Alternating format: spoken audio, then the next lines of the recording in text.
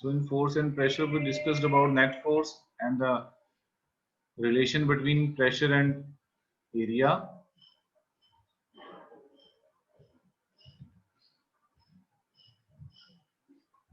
This is what we have discussed in chapter 11, force and pressure.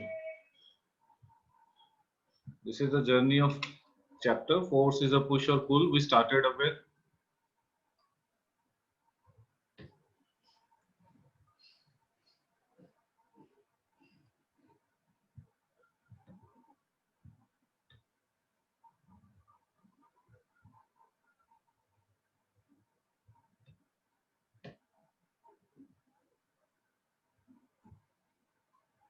Then the cause of force, that is interaction between the objects. Then we discussed about net force.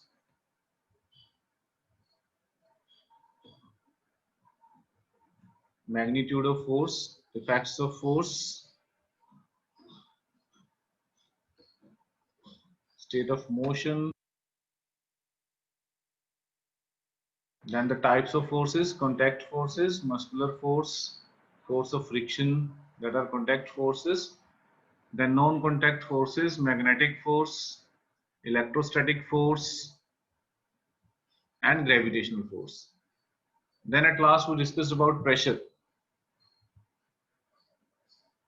Very important topic, pressure, and how it is related to area. Then variety of questions are there on this relation.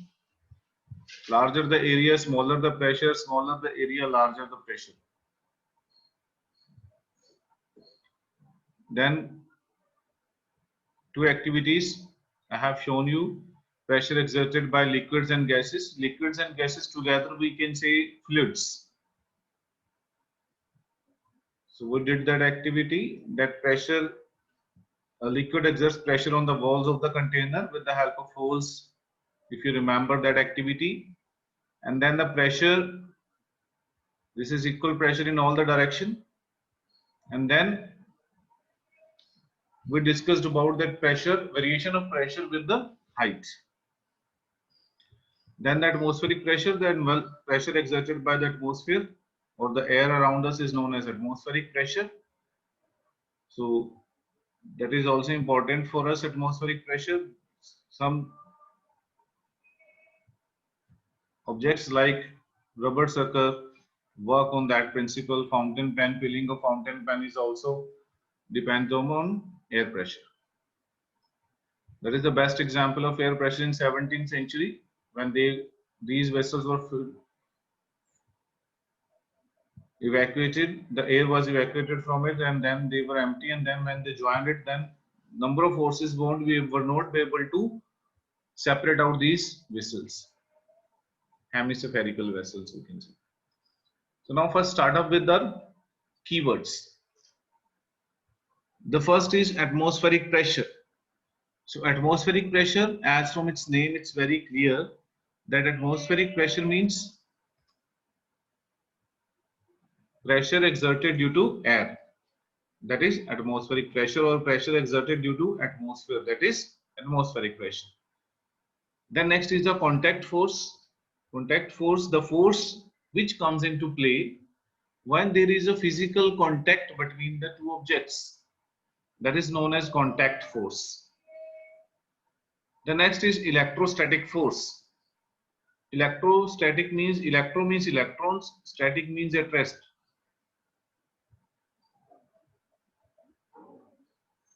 So the force exerted due to charges at rest, that is known as electrostatic force. I am repeating, the force due to electric charges at rest is known as electrostatic force. The next is the force. For that we can write force can be a push or a pull. A force can be a push or a pull. Next is friction. So for friction we can say the force which comes into play whenever there is a relative motion, or when a body just move or tries to move over the surface of another body, that is friction, and it always opposes motion. The next is gravitational force. Gravitational force, the force exerted by the gravitational pull of the earth, that is gravitational force. Then we have the gravity. Gravity is the pull generated by the earth, and then object starts moving towards the earth's surface under the effect of gravity. Magnetic force, force exerted due to magnet. Force exerted due to magnet. Then next is muscular force.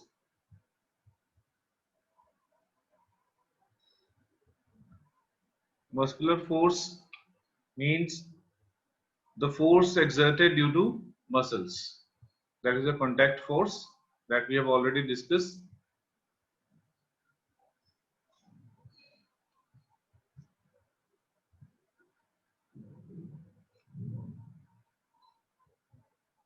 Then we have non-contact force, the force which comes into play without any physical contact between the objects. That is electrostatic force, magnetic force, gravitational force. Then we have the pressure. Pressure means force exerted per unit area. So pressure can be defined as pressure is equal to force upon area. Larger the area, smaller the pressure. Then we have pull. For pull, you can say a pull is the force of bringing an object closer. Whenever you pull something, that means you are bringing that object towards yourself, closer to you. So what we can say, I'm repeating, a pull is the force of bringing an object closer. A pull is the force of bringing an object closer. Then next we have push. A push is the force that moves an object away from something, right? A push is the force that moves an object away from something. That means away from us, we can say.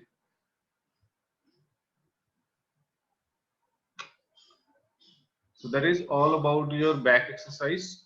Sorry, keywords. Now let's go to the back exercise.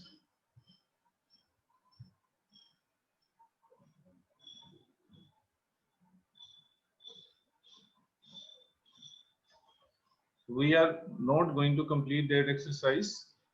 We will do till question number 5, I think, because we have first question. Give 2 examples of situations in which you push or pull to change the object. State of motion.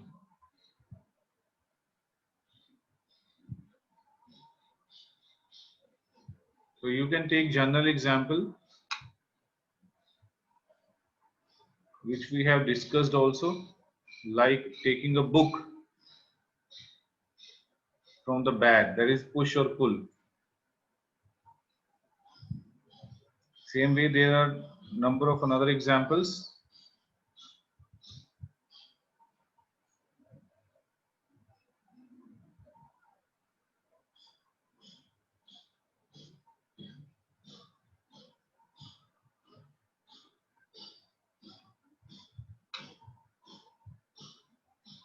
A player pushes a football using his foot, right?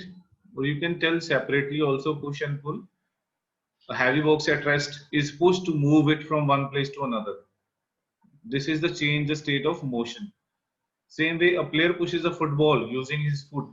This changes the state of motion of the ball. Then pull, rope is pulled to draw water from a well. That is the change of state of motion. Drawer is pulled to open it. That is the change of station of the drawer. The next we have filling the blanks. Filling the blanks, sorry, question number 2 is left. Give 2 examples of situation in which applied force causes a change in the shape of object. Applied force causes a change. Squeezing of plastic bottle changes the shape of the bottle. When you squeeze the plastic bottle, the shape will change. Deformation of clay by placing it between the hands. That also changes the shape. Then the fill-ups. To draw water from a well, we have to pull at the rope. A charged body attracts an uncharged body towards it. To move a loaded trolley, we have to either push or pull. The north pole of a magnet repels the north pole of another magnet.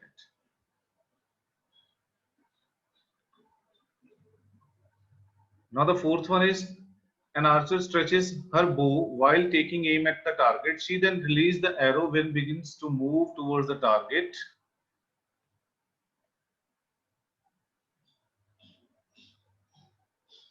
Based on this information, fill up the gaps in the following statement using the following terms. First one is to stretch the bow. The archer applies a force that causes a change in its shape. When she will push, stretch that the bow, then there will be a change in shape. Force applied by the archer to stretch the bow is an example of muscular force. Then the type of force responsible for the change in the state of motion of an arrow is an example of contact force. While the arrow moves towards its target, the forces acting on it due to two forces are acting on it due to gravity and due to friction of air. Gravity and friction of air. In the following situation, identify the agent exerting the force and the object on which it acts. Squeezing a piece of lemon between the fingers to extract its juice. In squeezing a piece of lemon, we use the muscular force to extract its juice. So this muscular force acts on the lemon. As a result, the shape of the lemon gets changed. Taking out paste from a toothpaste tube. Same way, we are applying the muscular force, which is bringing the change in the shape. Then third is a load suspended from a spring while its other end is on a hook fixed to a wall. So suspended load here exerts a force on the spring and pushes the spring downwards. As a result, the spring gets stretched. Hence, its shape gets changed.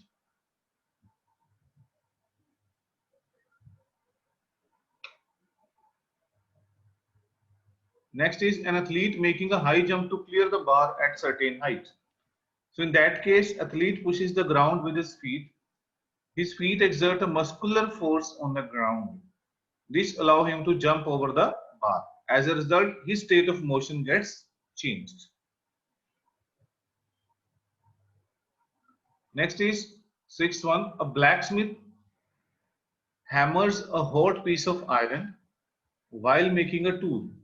How does the force due to hammering affect the piece of iron? So when a blacksmith hammers a hot piece of iron, he uses his muscular force. This muscular force changes the shape of the iron so that it can be given a desired shape. I am repeating. When a blacksmith hammers a hot piece of iron, he uses his muscular force. This muscular force changes the shape of the iron so that it can be given a desired shape.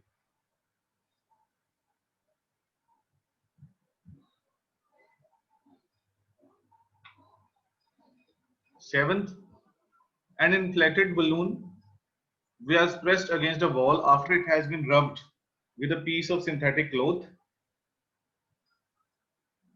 It was found that the balloon sticks to the wall. What force might be responsible for the attraction between the balloon and the wall? Here we know that on rubbing an inflated balloon with a piece of synthetic cloth, it becomes charged. A charged body attracts an uncharged body. When this charged balloon is pressed against a wall, it sticks to the wall. The force acting between the charged balloon and the wall is the electrostatic force. Then name the forces acting on plastic bucket containing water held above ground level in your hand. Discuss why the forces acting on the bucket do not bring a change in its situation, in its motion.